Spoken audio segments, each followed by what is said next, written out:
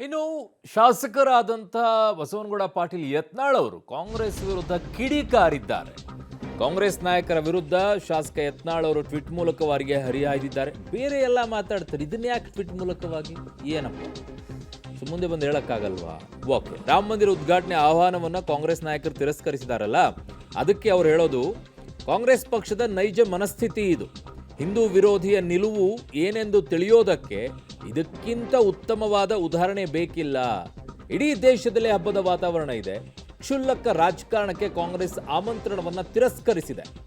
ಕಾಂಗ್ರೆಸ್ನವರದ್ದು ಡೋಂಗಿ ಜಾತ್ಯತೀತವಾದಕ್ಕೆ ಹಿಡಿದ ಕೈಗನ್ನಡಿ ಅಂತ ಟ್ವೀಟ್ ಮೂಲಕವಾಗಿ ಕಿಡಿಕಾರಿದ್ದಾರೆ.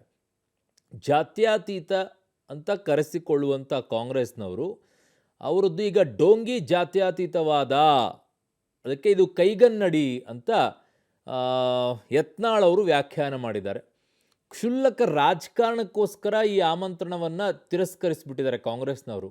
ಒಂದು ರೀತಿ ದೇಶದಲ್ಲಿ ಹಬ್ಬದ ವಾತಾವರಣ ಇದೆ, ಇವರು ಮಾಡ್ತಾ ಇರೋದು ಹಿಂದೂ ವಿರೋಧಿ ನಿಲುವು, ಅದಕ್ಕೆ ಇದು ಸಾಕ್ಷಿ ಅಂತ ಹೇಳಿದ್ದಾರೆ.